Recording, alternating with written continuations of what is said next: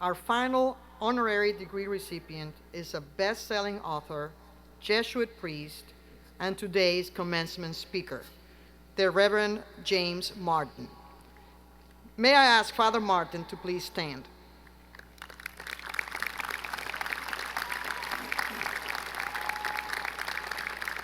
Reading the citation will be Sean Bright, who graduates today with a Master of Science in Counseling degree from the College of Nursing and Health. Mr. Bright is president of the Alpha Phi chapter of the Chi Sigma Iota Counseling Honor Society and a recipient of the Louisiana Counseling Association's 2017 Graduate Student Award.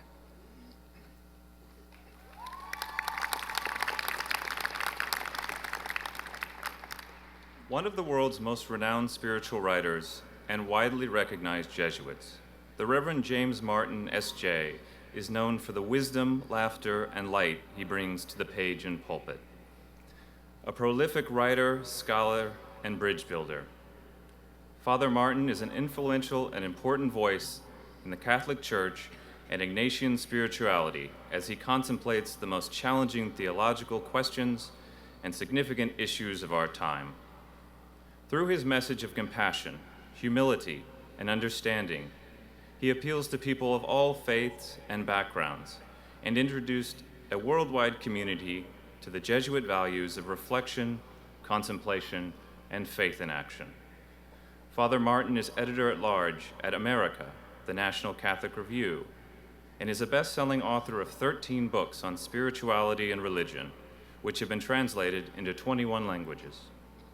Since April 2017, Father Martin has also been serving as consular to the Vatican Secretariat for Communication, a role in which he has helped to shape and share the messages of Pope Francis. Through his words and deeds, Father Martin truly exemplifies the Jesuit and university motto, men and women for and with others. He has served as such in a variety of places, from a hospital for the seriously ill in Massachusetts, to an orphanage in Jamaica, to a Jesuit refugee service in Kenya. Through these many activities, he continues opening his eyes and heart to the world around him and developing a sense of inclusiveness that pervades his work today. Father Martin now serves the Church of St. Ignatius Loyola in New York City. From his desk, he communicates Jesuit values and aspects of the Catholic faith using social media to connect globally with a new generation. His gift for sharing and interpreting the gospel has drawn speaking invitations from around the world.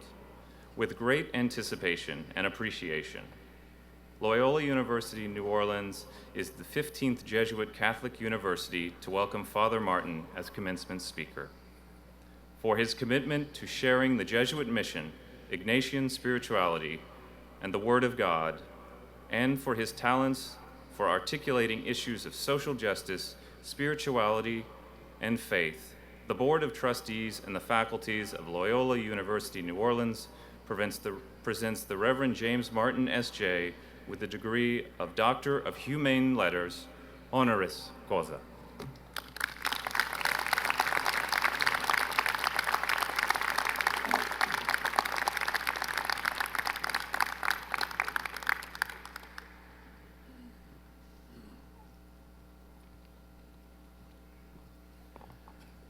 First of all, thanks to Father Wilds and the Board of Trustees for this great honor.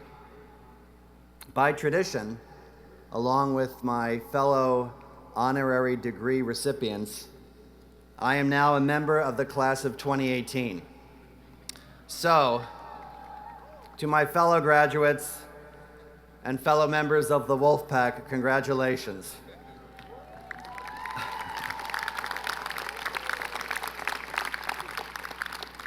I look forward to seeing you at our 50th reunion, when you will be a spry 71 and I will be 107. So please be nice to me and talk a little louder.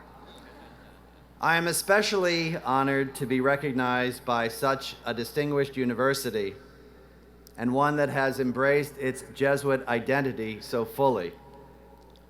From speaking to students over the last few days, I know that you are especially proud not only of Loyola's academic environment, but also your diversity, both economic and geographic. And you are justly proud of your community involvement, not simply in terms of volunteering, but in really being involved with the local community in service learning in New Orleans. And I know that you're also very proud, several people have mentioned this to me, of having so many first-generation students, college students, who are part of your class. Congratulations especially.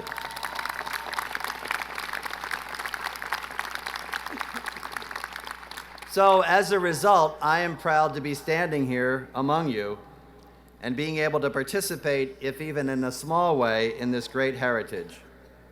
But you know, I'm not supposed to get too proud, which is something Jesuits are accused of daily.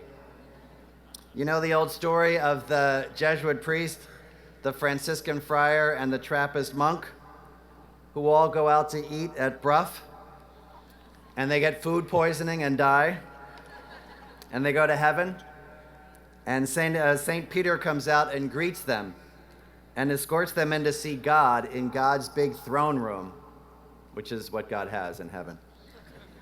So from his golden throne, God looks down at the Franciscan friar and says, "My Franciscan son, what do you believe?" And the Franciscan looks up at God and says, "I believe that in helping the poor, I could best serve you." And God says, "Welcome to heaven." Then he looks at the Trappist monk and says, "My Trappist son, what do you believe?" And the Trappist says, "I believe that through a life of prayer, I could best serve you." And God says, "Welcome to heaven." And then God looks down at the Jesuit priest from his great golden throne and says, "My Jesuit son, what do you believe?" And the Jesuit looks up and says, "I believe you're in my seat." That's a true story. So sometimes Jesuits are too proud. As for me, I am not too proud to say that to prepare for this talk, I asked around to see what members of your class, of our class, were thinking about at graduation. And here are some of the actual answers that I got. These are quotes. "I'll miss the sense of community on campus, where I really feel supported. I'll miss hanging out at the Fly and Audubon Park. I'll miss throwing beads on Iggy during Mardi Gras. I'll really miss sitting in the Peace Quad and talking to people in the sunshine year-round. I'll miss dancing at F&M's and getting the world's best hot dog at Dat Dog. I'll miss seeing music student friends play shows at Gaza Gaza, Tipitina's, and the Willow. I'll miss eating snowballs to beat the New Orleans heat." And here's one I heard from 4 people. "I'll miss Miss Annette, everyone's favorite OR lady."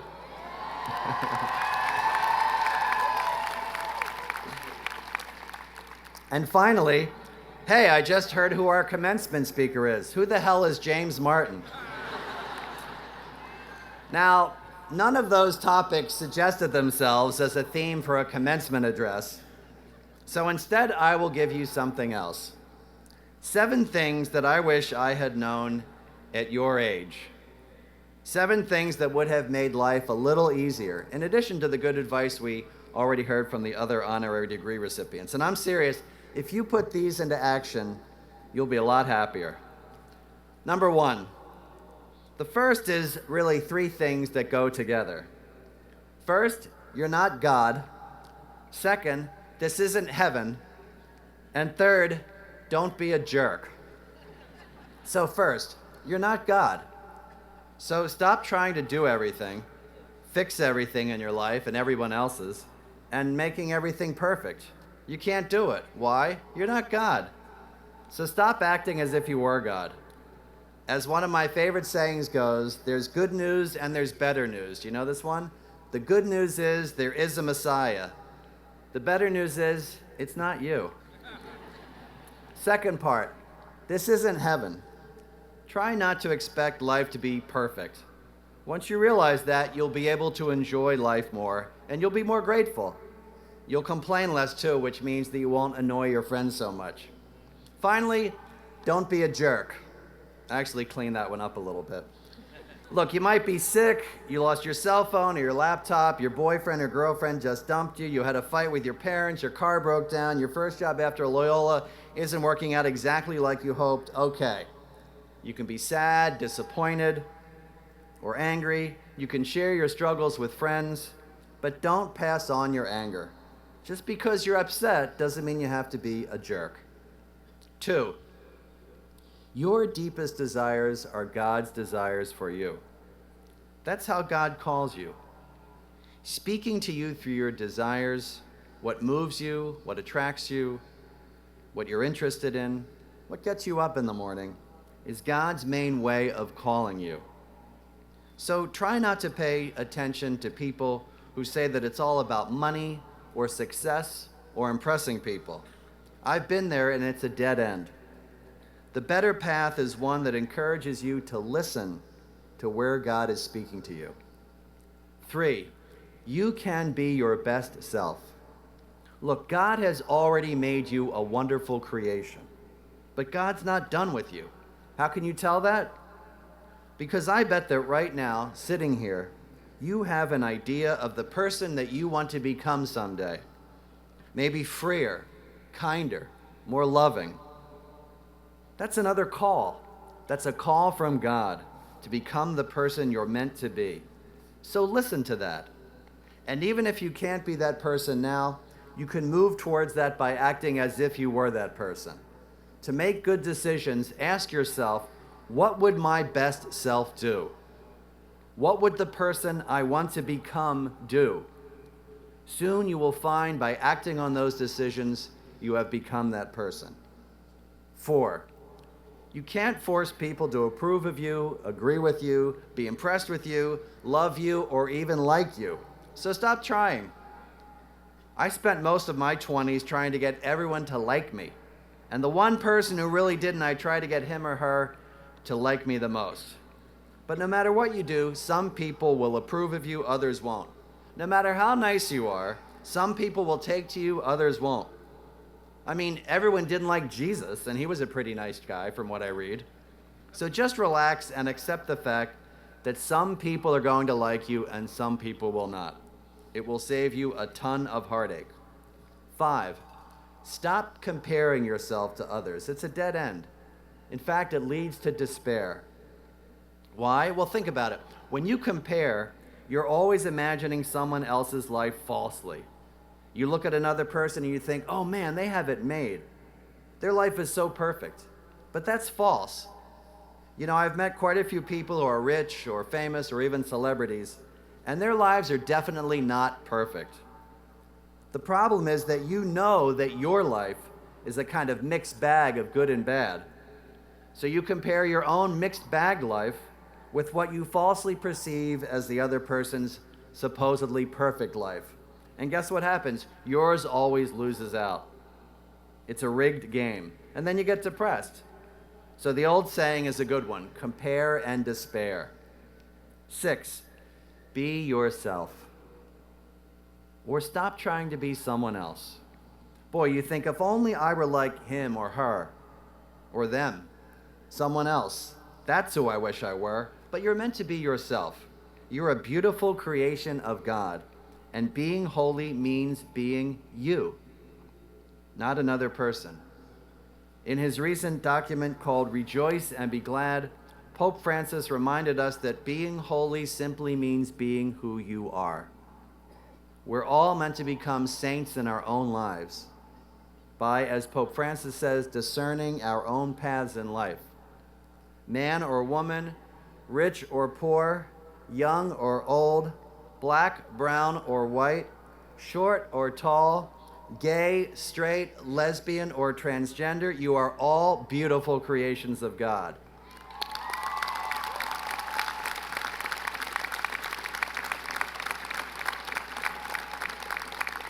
Remember, God doesn't make crap, as St. Ignatius said, or should have. 7, finally, here are things to say every single day. Repeat after me. I love you. Oh, thanks a lot. Thank you. Thank you, God. Forgive me. Boy, that is the slowest. Forgive me. Congratulations. Why not? And yes. My fellow graduates, fellow members of the Wolf Pack, I cannot give you money since I'm a Jesuit and take a vow of poverty.